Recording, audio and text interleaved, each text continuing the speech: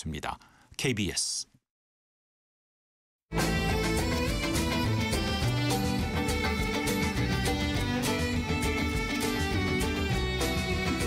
오늘을 함께하며 여러분의 내일을 응원합니다. 성공예감 이대호입니다.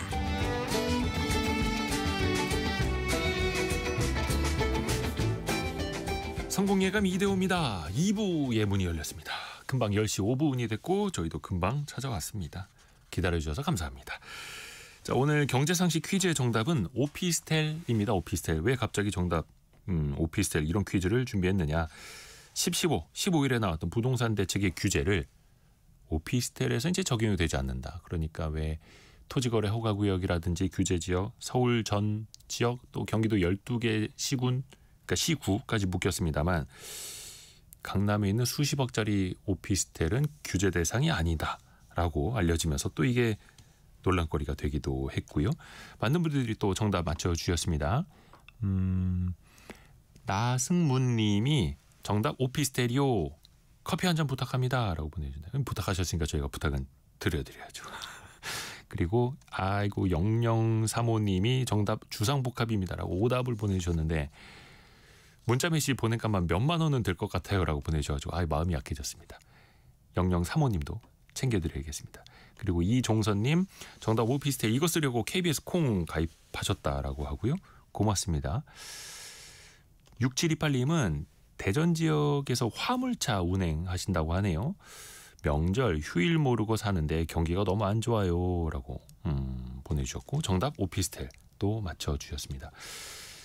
그리고 정희헌님 아들 결혼하는데 아파트 전세는 언감생심이라 비용이 크게 들지 않는 오피스텔을 얻었네요. 라고 보내주셨고요.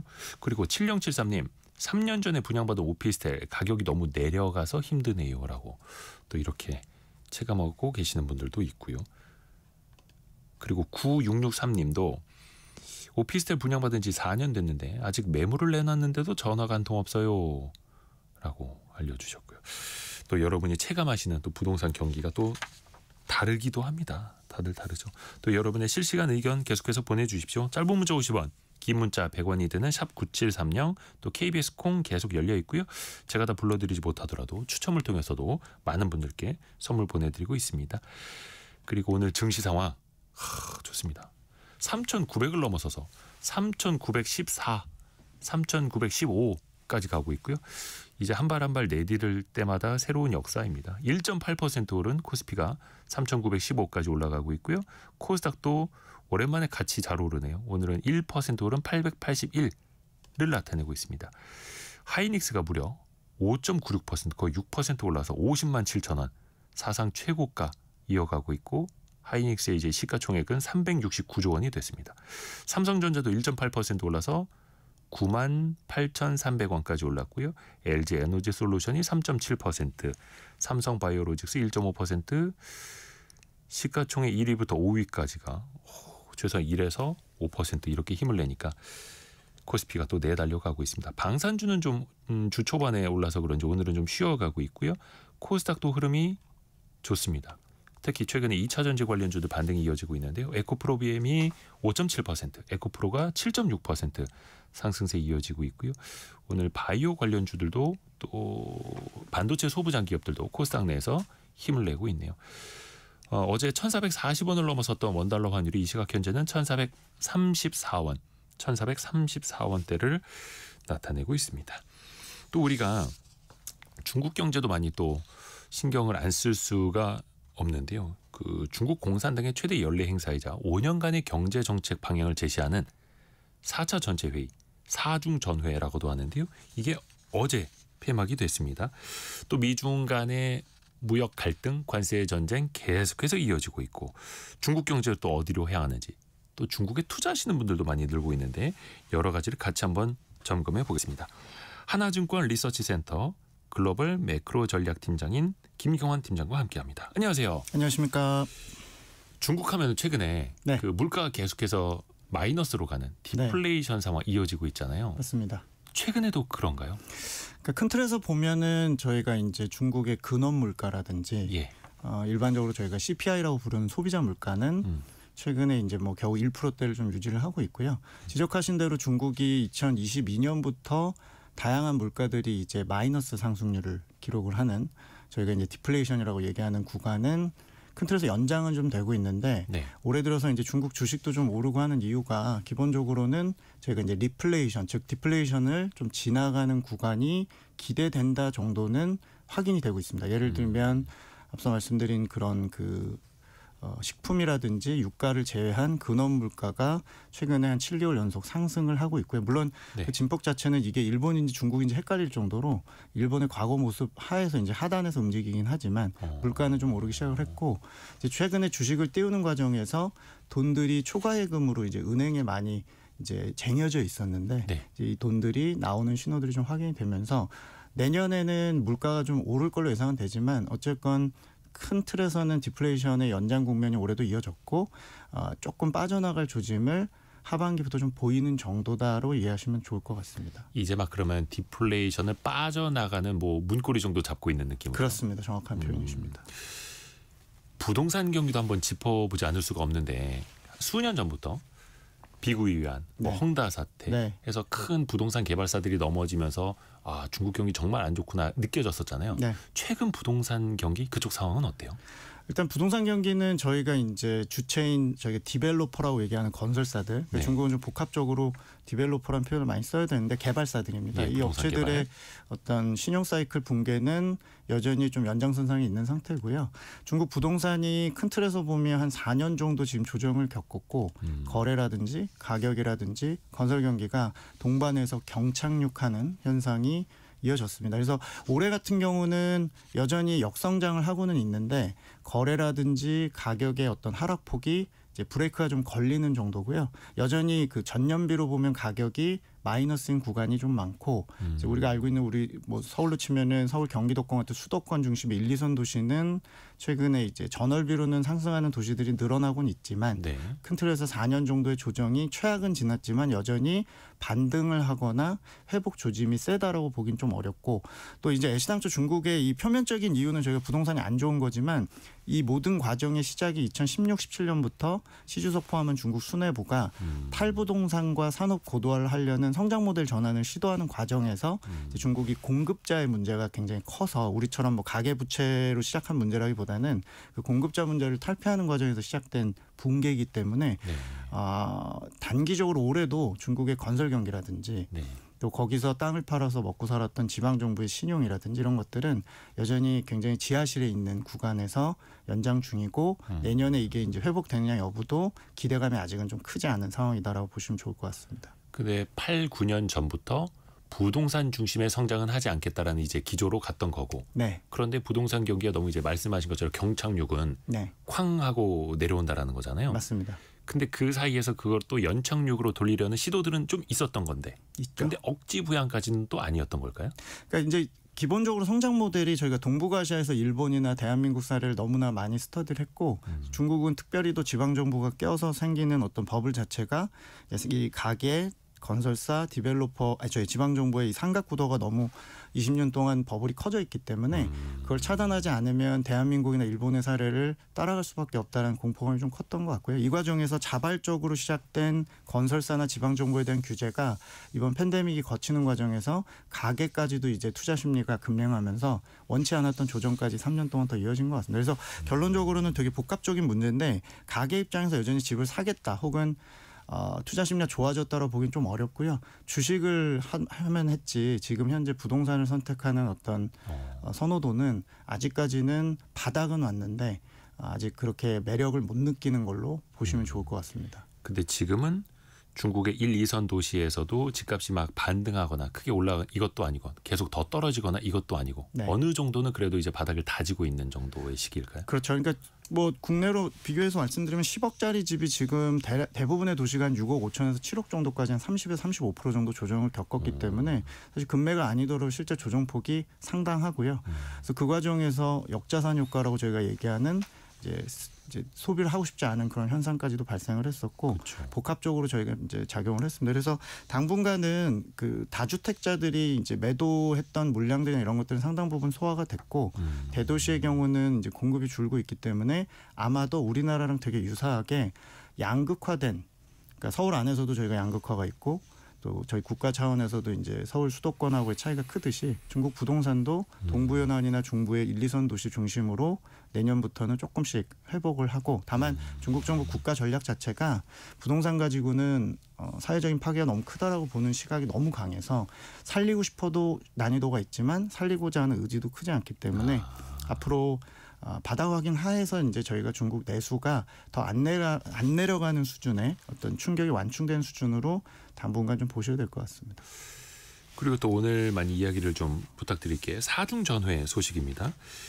여기에서 경제정책 방향을 이제 제시하는 큰 틀의 국가 정책을 이제 정해나가는 그 방향성을 보여준다고 하는데 네. 이름이 어려워요. 4중 전회. 이게 그렇죠. 무슨 의미입니까? 이게 이제 저희가 숫자를 조금 이제 의미를 말씀을 드리면 1중, 2중, 3중, 4중, 이번이 4중 전회인데 보통 이제 중국의 당 지도부는 5년 정도의 사이클을 갖고 이제 교체가 되고요. 이번 기수가 20기 지도부고 20기의 지도부는 5년 동안 총 7차례에 걸쳐서 당대회 전체 회의를 소집을 합니다. 네. 소집하는 급들은 우리로 치면 차관 이상급, 중앙위원 200명 이상, 그리고 정치국 위원까지 해서 이제 모이게 되고요.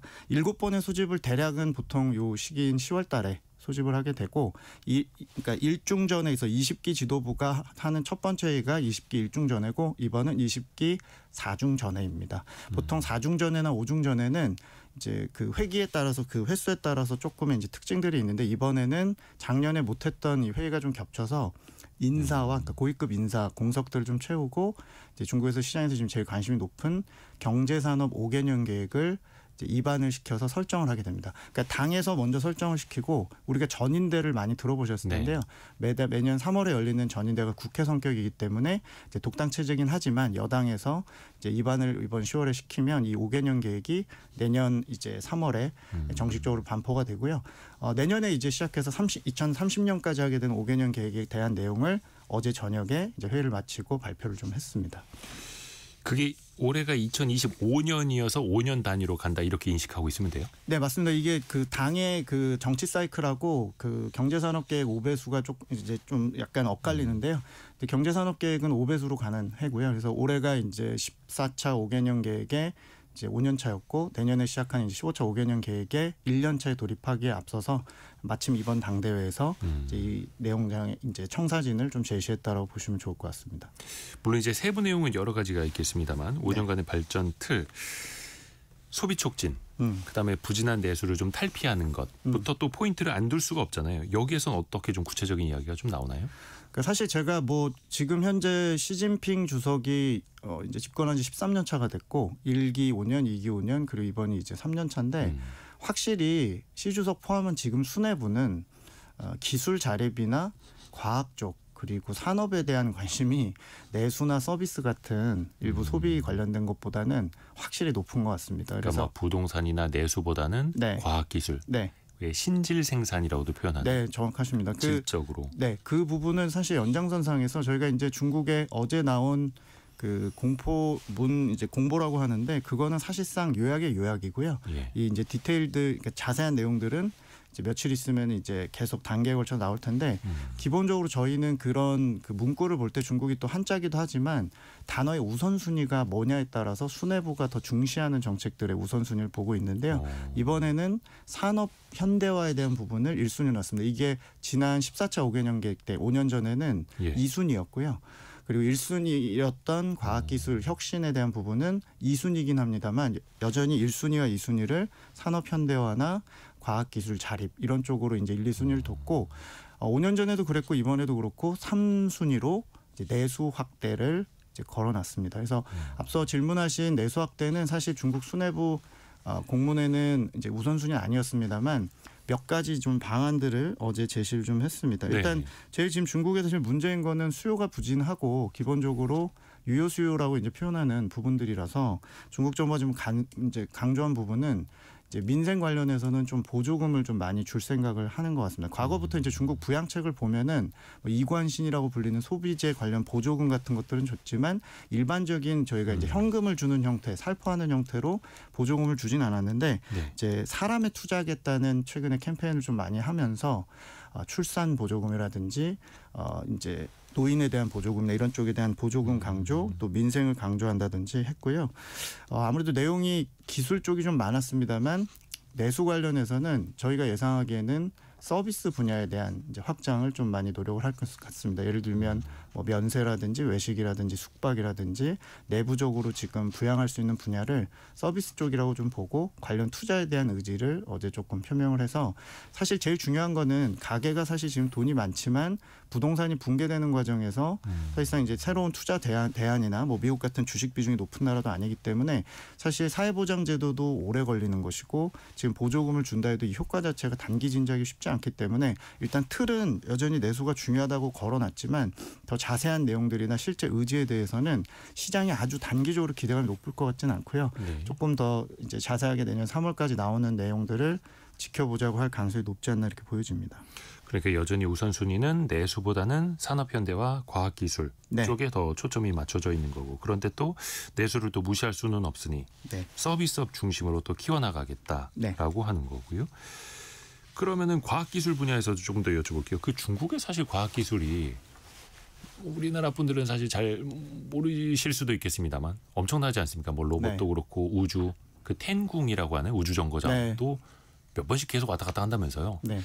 이번에 그러면은 더 크게 제시하는 그림 어떤 틀이라고 보면 됩니까? 사실은 작년에 했던 삼중전의 이후로 중국 정부가 계속 강조하고 있는 게 결국에 기술 자립 부분에 대한 강조인데 이번에도 똑같이 기술 자립을 최우선 순위에 놓고 이제 본인들이 5년 전에는 혁신을 강조하고 인재풀이라든지 전반적인 어떤 민관학이 같이 하는 이런 산업 지원에 조금 더 목을 맸다면 최근 이제 이번 앞으로의 5년에 대한 부분은 저희가 볼 때 어떤 그 내용은 조금 자신감이 붙은 모습입니다. 그러니까 이제 혁신은 좀 어느 정도 했고 본인들의 전반적인 공급망의 인프라라든지 생산 요소에 대한 부분이 자신감이 붙어서 앞으로는 조금 더 중진국으로 가는 과정에서 역시 제조 강국을 시도할 거고 해외 쪽에 점유율을 이제 높여놨지만 사실 박리담의 측면이 꽤 컸기 때문에 질적인 부분을 좀 강조한다든지 또 반도체를 지금 이번에 직접 언급하거나 어떤 특정 산업을 얘기하지는 않았습니다만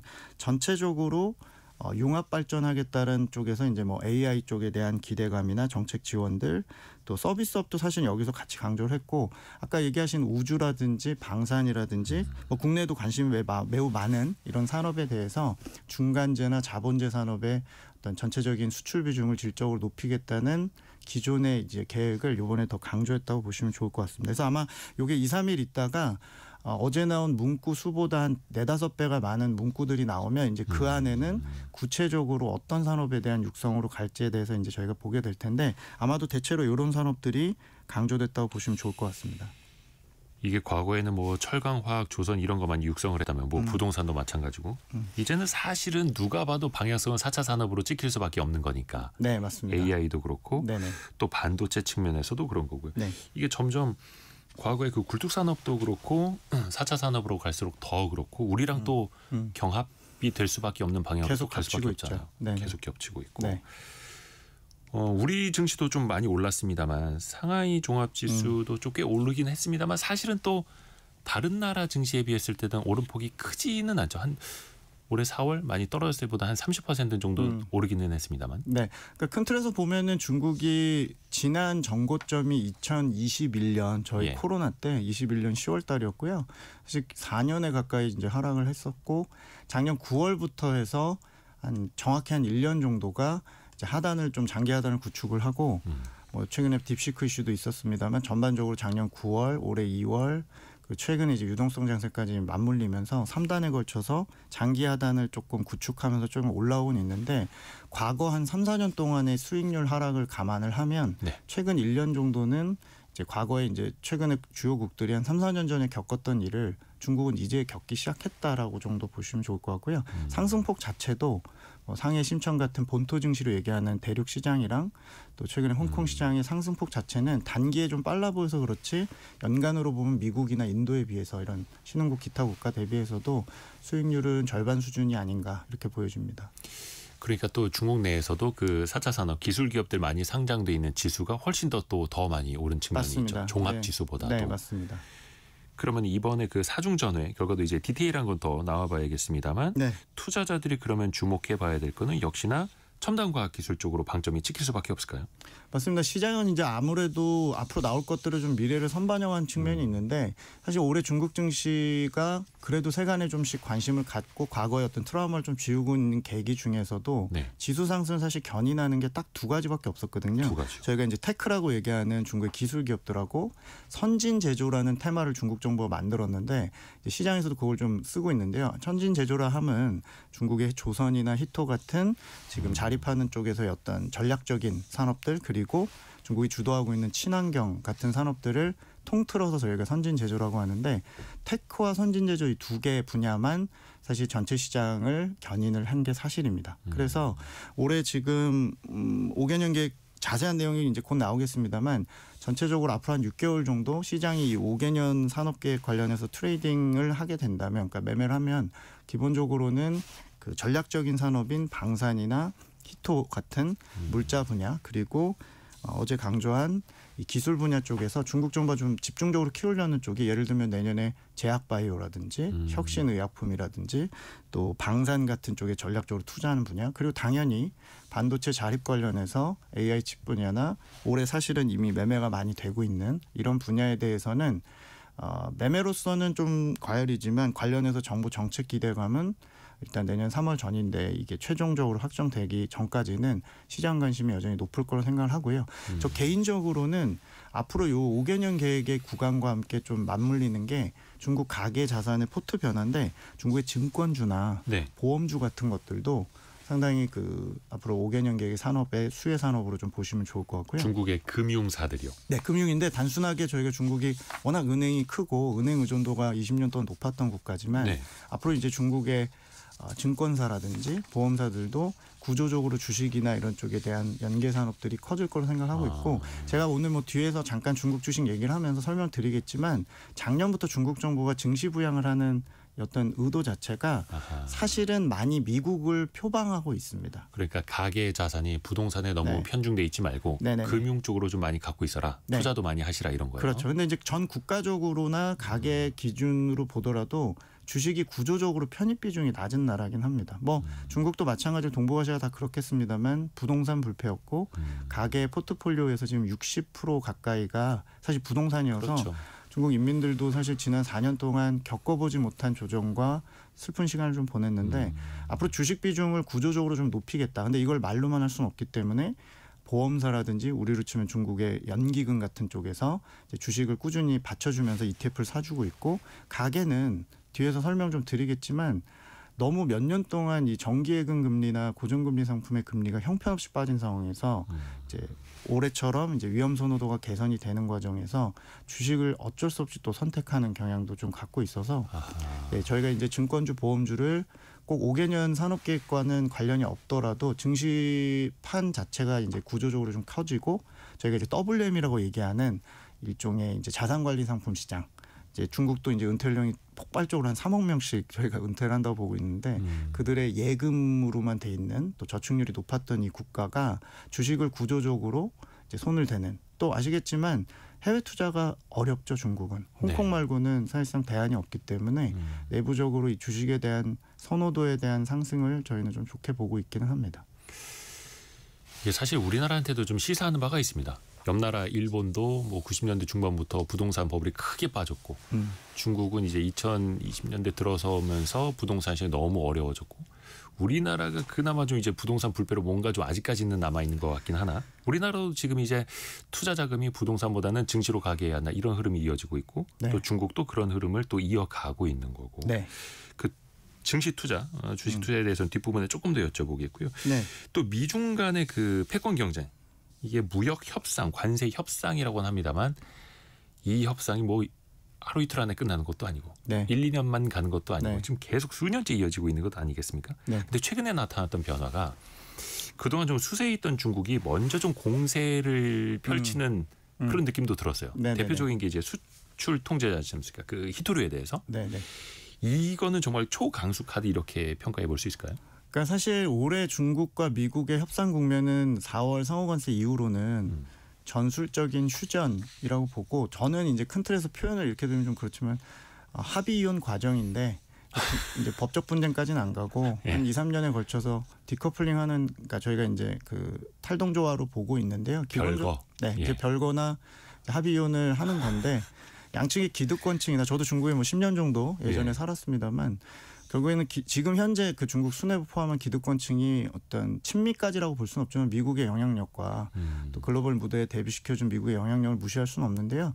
바이든 정부 막판부터 그러니까 지난번 미국 정부부터 사실상 이 부분을 좀 포기하고 내려놓는 측면이 좀 있습니다. 그러면 독당 체제고 좀 길게 보는 측면에서 피해의식이 커지고 이 과정에서 희토류나 생산 물자에 대한 자신감이 계속 강화되고 있는 것 같습니다. 그래서 올해 저희가 이제 4월 상호관세 부과 이후로 5월달 제네바 합의까지 이 과정에서 이제 제가 조금 이번 에이펙 포함해서 이제 앞으로의 협상 과정에서 조금 걱정하는 거는 네. 중국이 자체적인 본인 무기라고 생각했던 희토류나 생산력에 대한 부분을 좀 과신하는 부분에 대한 부분을 좀 걱정하고 있습니다. 그 뭐냐면 올해 제네바 합의 이후로 중국 정부가 말씀하신 희토류 포함한 광물 관련해서 예.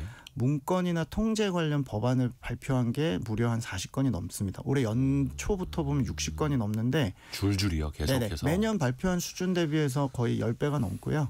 근데 이제 내용들을 보면은 최근에 트럼프 대통령을 가장 화나게 했던 10월 9일에 발표한 해외 생산, 그러니까 본인들의 희토류를 사용해서 생산하는 해외 물자에 대해서도 승인을 해라. 사실 말도 안 되는 얘기인데 이런 내용들을 사실 담고 있는 이 과정이 단기적으로 협상력을 높이기 위한 수단을 좀 넘어서서 사실은 생산력이 갖고 있는 힘에 대해서 한 2, 3년 정도의 본인들의 아주 대형 카드로 보고 장기적으로 좀 보고 어떤 그 협상의 어떤 과정을 끌고 가지 않을까라는 우려를 저희가 조금 최근에 하고 있죠. 그러니까 이게 희토류 수출 통제라는 게 어떤 협상력을 높이기 위한 지렛대가 아니라 네. 그냥 미국의 목줄을 이제 쥘 수 있는 그런 신호로 계속해서 내보내고 있다라는 거예요. 그렇죠. 그러니까 사실은 아주 장기적으로 보면 중국이 지난 20년 동안 미국 대상으로 해서 흑자국이고 네. 주요 이제 수출해야 되는 입장이기 때문에 뭐 다양한 카드를 갖고 있는 쪽은 사실 미국이 맞는데 단기적으로 미국이 지금 취하고자 하는 제조 강국이나 생산망을 다 새로 구축하는 이 과정에서 본인들이 지난 10년 동안 깔아놓은 이 생산재 쪽에서의 그 어떤 강력함에 대한 자신감이 이제 생기다 보니까 반도체 제재랑 똑같이 복제를 해서 지금 희토류에 대해서 통제를 좀 하겠다고 하는 거거든요. 그래서 자기네가 받은 거 비슷하게. 네, 똑같이 지금 복제를 했습니다. 사실 희토류가 뭐 극미량만 들어가도 뭐 승인을 받아야 된다 이런 등등은 사실은 똑같이 미국 장비를 써서 반도체를 밖에서라도 생산하면 승인 받아야 되는 것과 사실 유사하지만 사실 산업단에서 보면은 이제 같은 통제를 할 수는 없죠. 다만 중국이 올해 이제 한 3개월 정도 이렇게 빌드업이라고 저희가 얘기하는 준비 과정을 보면 생각보다 이번 협상이 단기 지렛대를 넘어서서 굉장히 생산망 쪽에서 분쟁이 좀 강화될 수 있는 부분도 저희는 조금 경계해야 된다고 생각 갖고 있고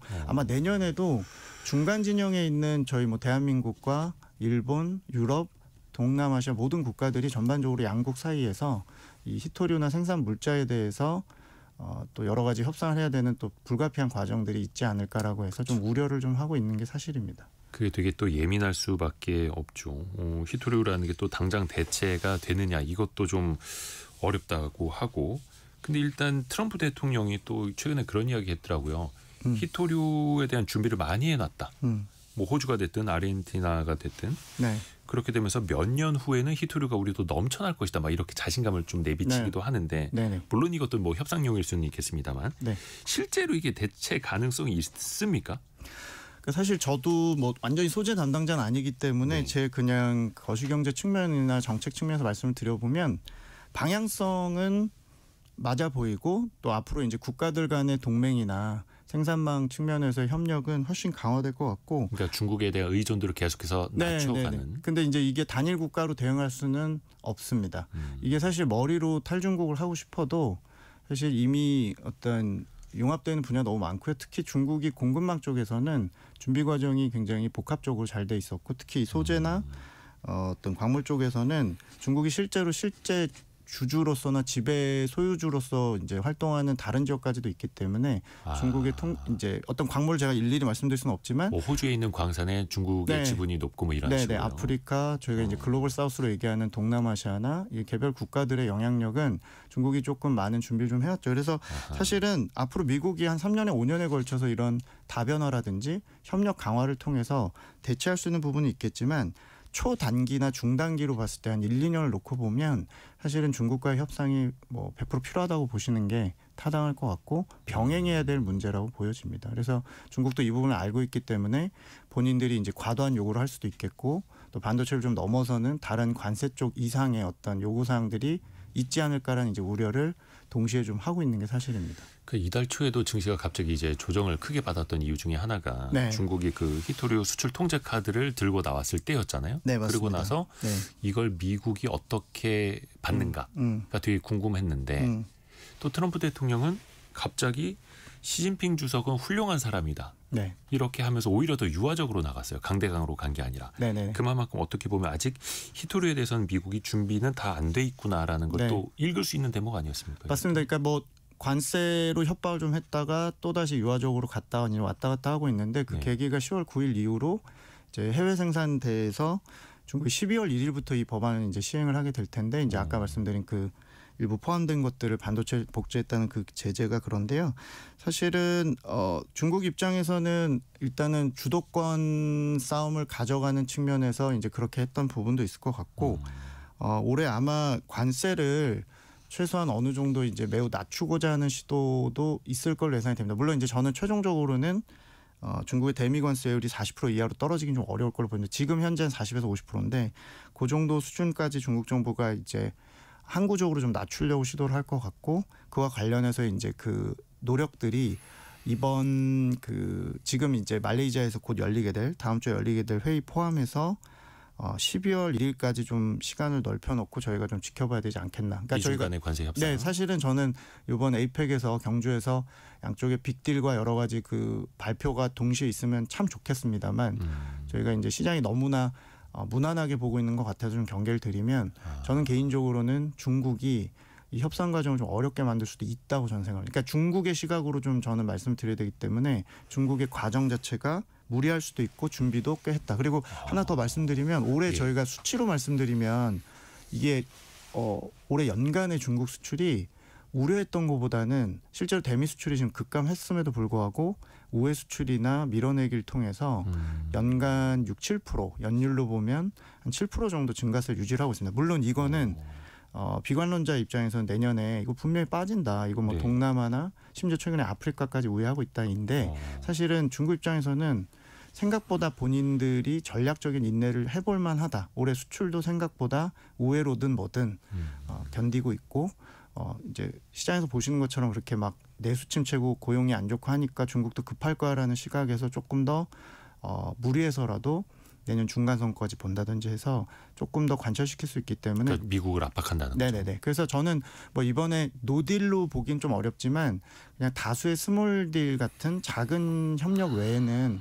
도출이 안 될 수도 있다는 부분까지도 좀 이 과정을 조금 예민하게 보고 있긴 합니다. 이 부분을 저희가 더 깊이 들어야 하는데 오늘 하나증권 리서치센터의 김경환 연구원 통해서 이야기 듣고 있고요. 현재까지 들어있는 뉴스 한 번 더 정리해드리고 김경환 팀장과는 이야기 계속 이어갑니다. 라디오 정보센터 다녀옵니다. 관세 협상 후속 논의를 위해 미국을 재방문한 협상단이 오늘 새벽 귀국했습니다. 협상이 핵심 쟁점에선 아직 입장이 팽팽하다면서도 중요한 순간에 와 있다고 밝혔습니다.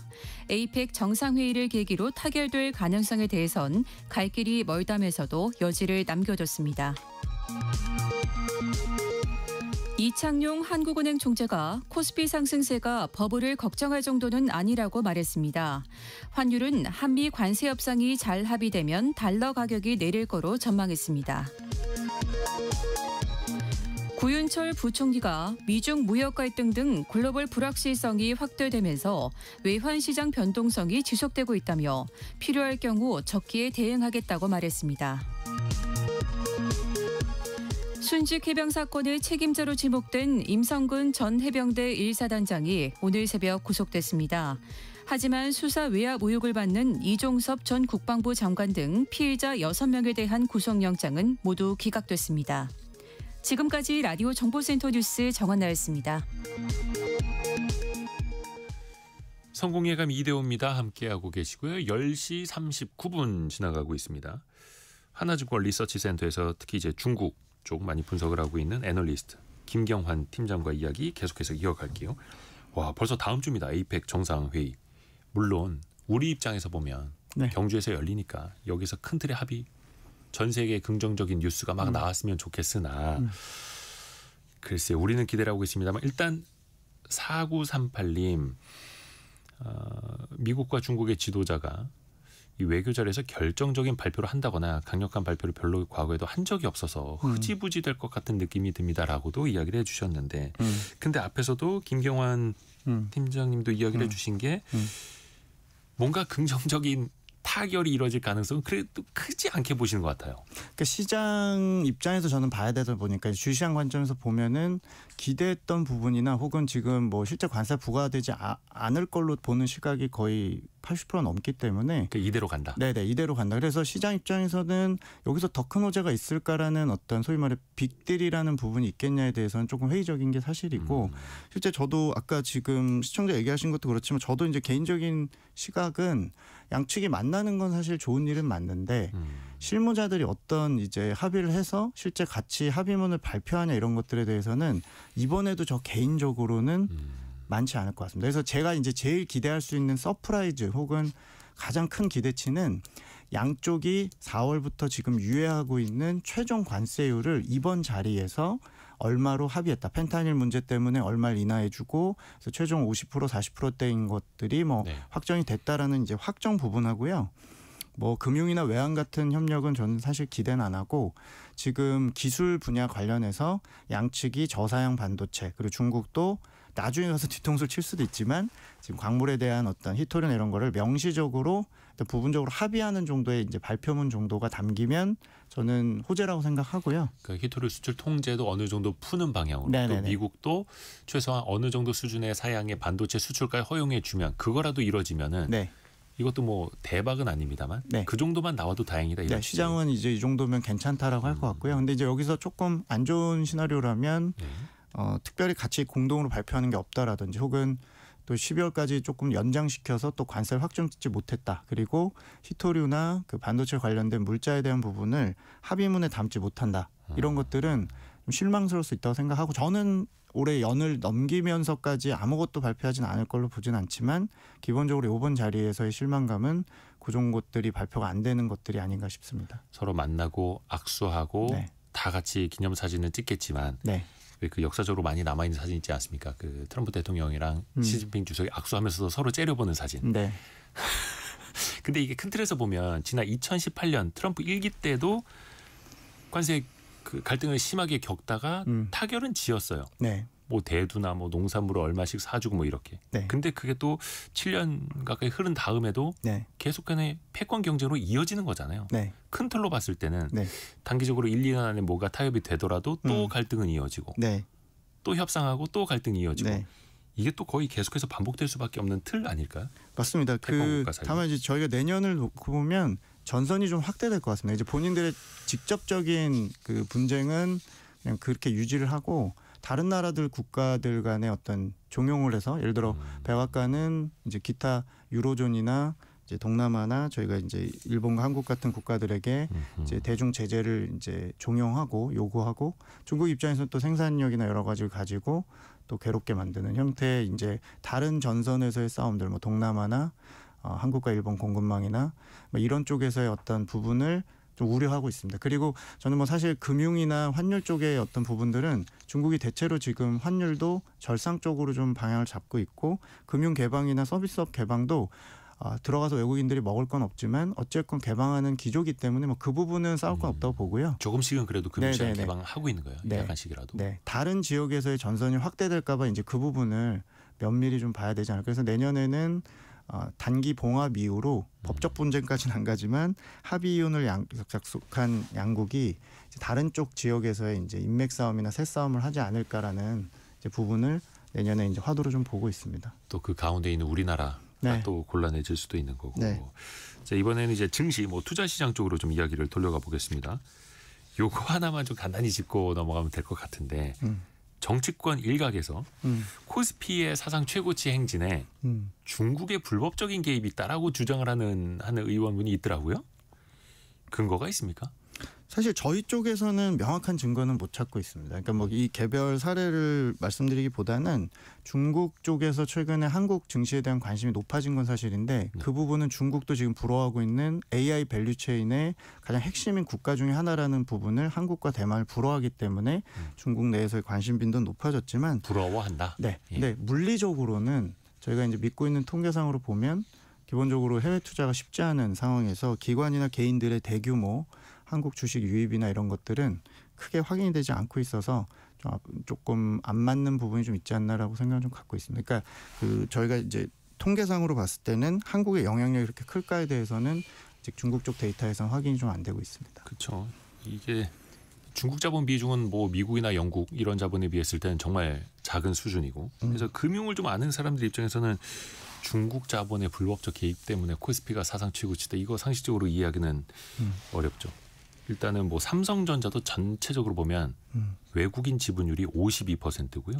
하이닉스도 외국인 지분율이 거의 55% 이제 육박합니다. 네. KB금융은 외국인 지분율이 77%니까 전 세계 글로벌 자금이 다 들어와 있다. 이렇게 봐도 사실은 무방한 거죠. 그런데 그 중국 자본이 이제 공시까지 될 정도로 공식적으로 많이 들어와 있는 산업은 있습니다. 게임, 엔터테인먼트 산업에는 뭐 텐센트를 비롯해서 중국의 대기업들이 지분을 또 많이 사고 있잖아요. 이거는 좀 이해득실 차원에서 물론 우리도 중국에 진출해서 많은 돈을 벌어올 수도 있겠습니다만 협업을 통해서 어떻게 좀 따져볼 수 있을까요? 그러니까 사실은 중국이 내부적으로 플랫폼 산업이라든지 전자상거래 또 아시는 알리바바나 텐센트 같은 기업들이 주도하는 그런 그 산업 쪽에 대한 확장이나 이런 것들은 사실은 영내 동남아라든지 동북아시아를 가리지 않고 좋은 기업들이 있으면 투자하려는 수요는 많은 것 같고요. 사실 중국 내에서도 지금 상당히 투자처를 못 찾고 있는 상황에서 이제 주요국들에 대한 지분 투자나 이런 것들은 공식적으로 그 국가에서 조금 쉽지 않더라도 여러 가지 루트로 좀 들어오고 싶은 마음은 있을 것 같습니다. 그러니까 앞서서 제가 이제 유통시장에서의 매매로서의 어떤 통계는 크게 유의미하게 잡히진 않지만 네네네. 기업에 대한 투자나 특히 중국에서 좋아하고 있는 산업들, 뭐 엔터라든지 미디어라든지 또 앞으로는 또 여러 가지 이제 기계 장비나 제조 분야에서 본인들이 부족한 분야에 대한 투자에 대한 수요는 사실 내부적으로 좀 큰 게 아닌가라는 생각을 좀 갖고 있습니다. 물론 이게 저는 장기적인 추세라기보다는 영내에서 이제 중국 기업들 영향력이 커지면서 앞으로 이제 저희 한 10년 정도 지나면 타고 갔을 때 중국의 자본들이 좀 들어와 있는 경우는 꽤 많아질 거로 생각은 갖고 있지만 중국이 언제까지 이렇게 흥미를 느낄지에 대해서는 조금 아주 장기적으로 보긴 좀 어렵지 않나는 생각을 좀 갖고 있습니다. 사실 최근에 출시되는 게임의 퀄리티를 보면 중국 게임들의 퀄리티가 또 어마어마하지 않습니까? 네, 맞습니다. 그쪽 산업도 그러니까 과거에서 보면은 네. 뭐 철강화학, 막 조선 이런 데서 우리나라 따라잡았듯이 이제 네. 뭐 디스플레이, 네. 또 반도체까지도 네. 넘보고 있고 네. 게임도 마찬가지고. 그러니까 조금만 보완드리면 중국이 어쨌건 해외 진출을 하고 싶은 마음은 굉장히 강합니다. 왜냐하면 내부적으로 너무나 훌륭한 생산자가 많아졌고 상당히 많은 기술 기업들이 많아지고 유통이나 여러 가지 저희가 시커머스로 부를 정도로 중국 내적으로 내수가 굉장히 그 좋은 기업은 많지만 수요가 예전 같지 않고 경쟁이 너무 심해서 밖으로 해외 전략을 본인들의 이제 핵심 전략으로 보는 경향이 많죠. 그래서 나가고자 하는 수요가 많고 투자하고자 하는 이 큰 기업들의 경우는 이제 뭐 직접적으로 해외 기업 진출이 어렵다면 지분을 매입하는 방식으로 베트남이든 동남아든 인도든 뭐 진출을 해야 되기 때문에 그 우회로가 결국에 내부 상황이 너무나 어렵기 때문에라고 또 이해하시는 거 좋을 것 같습니다. 그리고 또 왜 우리가 서학개미 이야기는 많이 합니다만 최근에 중학개미 이야기는 별로 안 하는 것 같아요. 네. 최근에 그래도 이제 과창판이라든지 중국의 과학기술 기업들, 뭐 로봇이라든지 반도체 관련 기업들이 주가가 엄청나게 오르면서 우리 투자들의 관심도 좀 높아지지 않았습니까? 느끼시기 어때요?